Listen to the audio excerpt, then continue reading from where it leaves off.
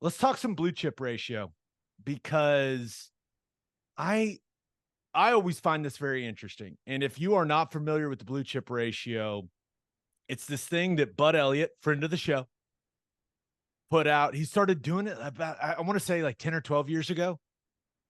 And he put his blue chip ratios out for the 2023 season. And a reminder, the whole premise of the blue chip ratio is that you need to sign more 4 and 5-star players than 2 and 3-star players in your last 4 recruiting classes in order to have a chance at winning a national title. Now, it doesn't guarantee you're going to win a national title, obviously, but it kind of tells you that, hey, you got enough talent to go and do it. So, and Bud, he acknowledges the importance of coaching and development and culture and all of that stuff. But the last 12 national champions have had a blue chip ratio over the 50% threshold. Yeah. So, list this year, 16 teams long, and Oklahoma's one of them. Oklahoma's checking in with a 70% blue chip ratio. Now, Alabama is top of the list with a 90% blue chip ratio, which is the highest in the history of this metric. Ohio State's checking in at 85, Georgia at 77, A&M at 73, Clemson at 72, LSU at 71, Texas and Oklahoma both at 70. And then other schools that are over the 50% threshold are Oregon, Notre Dame, Florida, Miami, Penn State, Michigan, USC, and Auburn. What do you think, Ted? Yeah, well, it's obvious. The better players you recruit, the better chance you have at winning. There is no exact formula. The only thing that I would say is I think there's almost a balance. Like the 70% number, like where Oklahoma is, like maybe you can go a little bit higher, 75, but I feel like there begins to be a bit of a diminishing return on like culture. I think culture in college football is maybe more important than any other sport. Like Alabama has a 90% ratio. They also have an excellent culture. So, like, to me, that's really important. You've seen teams in the past that aren't necessarily prepared culture-wise for that type of roster, and it feels like it never works. It eats itself, and it leaves the program in shambles. You know what I'm saying? Like, you have a couple years, great recruiting, expectations kick up, problems start to happen around the program. Coach becomes under pressure because of how much people have invested in facilities and everything to get the top recruits, and the whole thing just crumbles. So Alabama, like, just take a look at Georgia. Georgia's had themselves an off season now. Not to suggest that the culture isn't good at Georgia, but I think that that's something that you got to look out for, man. You've got to find the right balance. But ultimately, if everyone could have a 90% blue chip ratio like Alabama, they would do it, and culture be damned. Yeah, no, I hear you, but it's just when I see it, it's just a good reminder that OU's got a talented roster, man. It's not, these aren't a bunch of bums. These are players that teams all across the country wanted. And I know that it is, it's hard to be, it's hard to be that excited after what we saw a year ago. Right. And maybe you're questioning the level of talent. I know we certainly have said it a lot. Like, this this team needs to get more talented, especially at the line of scrimmage, right? But they've got one of the most talented rosters in college football. Yeah. According to the ratio, they've got the, tied for the 7th most talented roster in college football. So I'd like to see the breakdown. I feel like a lot of our blue chip players are like skill position players. Like I think we've got pockets of high blue chip ratio and then pockets of low blue chip ratio. You'd like to have and we're getting way better. Like our last recruiting class was incredibly balanced. Like that's a little bit more where we need to be. And I think they've already balanced the roster out quite a bit, I mean, because like you look at Bama and Georgia, like those teams are the classic example of they've got a lot of great skill players, but those teams are built inside out. Right. And that's where my mind went when you see Alabama at a 90% and Ohio State at an 85 and Georgia at a 77. I wondered, okay, how can OU close that gap? Or let's say they can't, right? Just from a ratio standpoint. Let's say they can't get up to an 80%. How can OU close the gap between them and those teams? And the answer is pretty simple. Line of scrimmage play and quarterback play. Yeah. That's it. Right? If another team is collecting, right, and stockpiling more talent than you got to have blue chip difference-making guys at the key spots. And that's O-line, D-line, and quarterback. That's where it all starts for me. Now, wide receivers become a huge deal. Corners become a huge deal. There's no doubt. But if you don't have a bunch of badasses at the line of scrimmage and an absolute difference maker at quarterback, you're not going to beat Bama and Georgia. You're just not if you're Oklahoma. Here's the part that I think gets really interesting.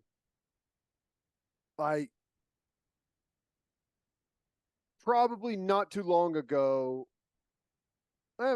maybe you do have to go back a ways, but you could be, maybe 20% below someone in this blue chip ratio and make up for a ton of that with scheme, with coaching, with game plan, with like maneuvering a couple of things around, like we're going to, maybe a surprise onside kicker. We'll take a couple of risk here and there, and you could chew up a lot of that discrepancy with those type of with coaching and stuff. But now, the level of coaching is so high.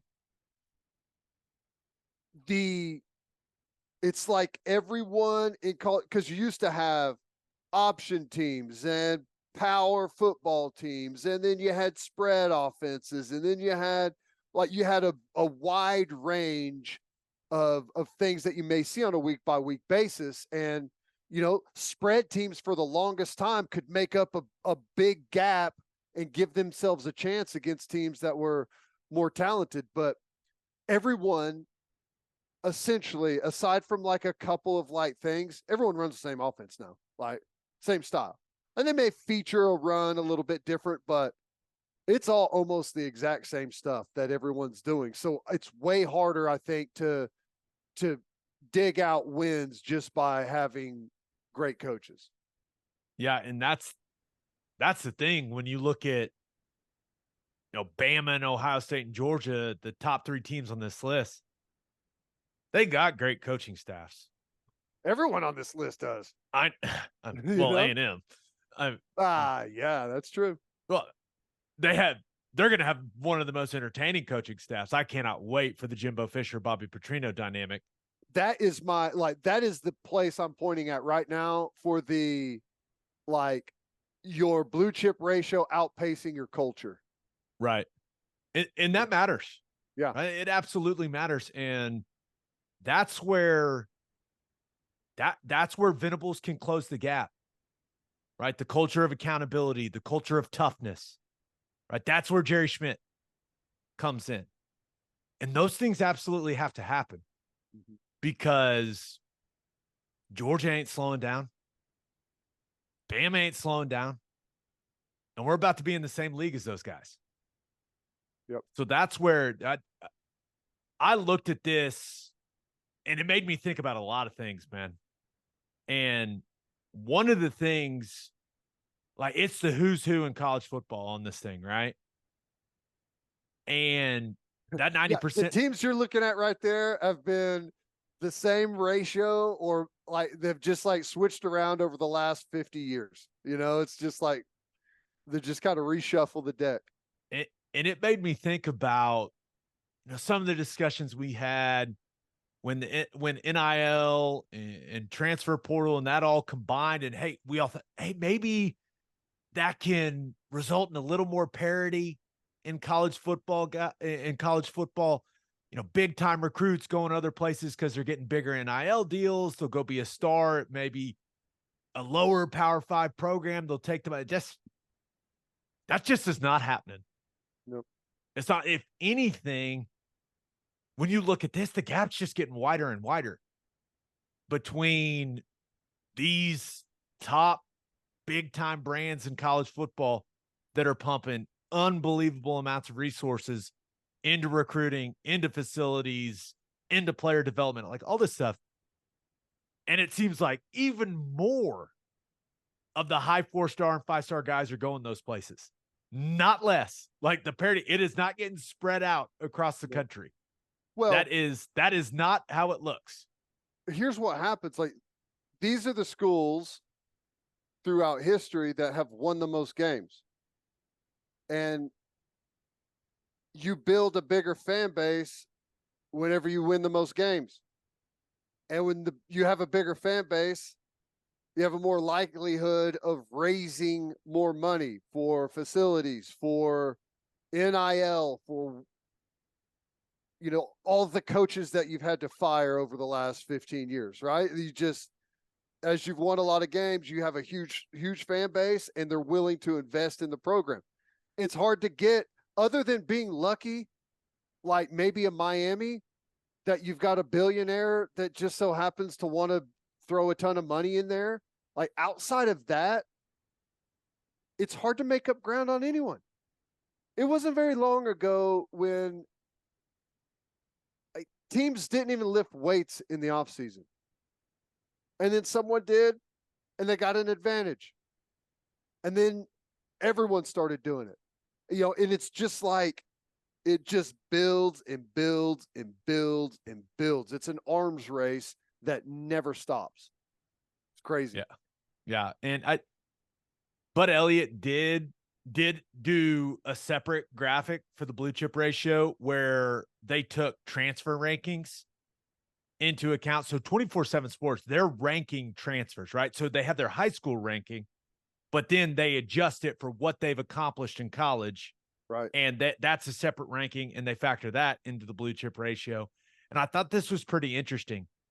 When you do that for Oklahoma, right, you factor in what they've got for OU's transfers, and that ranking, it drops the blue chip ratio from a 70% to a 62%, which, hey, it's still over the threshold of 50%, that's the whole thing. Hey, if you have more 4 and 5 stars than 2 and 3 stars in the last 4 recruiting classes, then you have a chance to win it all. If you don't, then you don't. So I don't know if there's much to read into that, but I thought it was really interesting that it dropped that significantly. Well, I think it's because we've had Caleb Williams, Spencer Rattler, Hazelwood, like, count the 5 stars that have transferred out. Yeah. And I don't think we've gotten any 5 stars transfer in. No. So not many 5 stars in the old portal. No. We We got off to a bad start on that metric right there. Yeah. But It'll be hard for us to ever like catch up to what we lost out of that group of, when it was there 4 or 5 stars in that one class and they're all gone like that. That's going to be hard to make up. yeah, but if OU fans hear the 90% number for Bama and go, wait, how are we supposed to beat a team? Just know that LSU team, that I want to forget that Peach Bowl so badly. That was not fun. We did not have a good time on that radio call, Ted. But just for reference, that LSU team was a 64% on the blue chip ratio. But what did they have? Some really good play at the line of scrimmage and an absolutely elite dude at quarterback. Right? So it's had a not hell impossible. Of a baseball player at quarterback. Yeah. You see him dropping bombs? Just hitting dingers. Yeah, then obviously we're talking about Joe Burrow. Clemson in 2016 was a 53%, right? 52%. But they had a guy named Deshaun Watson. Yep. Right? And then Clemson did it again in 2018. 61% blue chip ratio. Culture. Trevor Lawrence. Culture and quarterback. Yeah. Yeah. So you don't have to be in the 80s or now 90s. Bama's the first one to have a 90. Like it's a blend, but ultimately it's a good thing that OU's in this group. Because for the last 12 years, no one outside of this group, when you're looking at that metric, has won a national title. Now, there's been teams that have made the playoff, but no one's won it all. And last time I checked, that's the whole thing at Oklahoma, right? And that expectation is never going to change. So, 1 of 16. It's crazy. So I'm guessing Alabama has 8 players on their roster on scholarship that are not 4 or 5-star players, right? It's probably 2 punters, 2 kickers. Long snappers are killing the Tide. That's crazy. Yeah, it's signees. They don't factor in walk-ons or anything like that. It's a cool little metric that I do think before the season I like to look at it because in all likelihood, the national champion is coming out of that group of 16 teams. So which is, you could probably say, okay, give me Alabama, Georgia, Ohio State, and maybe throw Michigan in there or somewhat. But I find it interesting, and I'm just glad.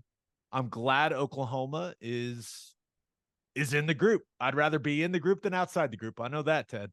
Yeah. Well, it's definitely the club you want to be welcome in. And like I said earlier, our 70% has not been very well balanced, but it is getting that way. And where we sit right now is much better than where we've been previously. Yeah.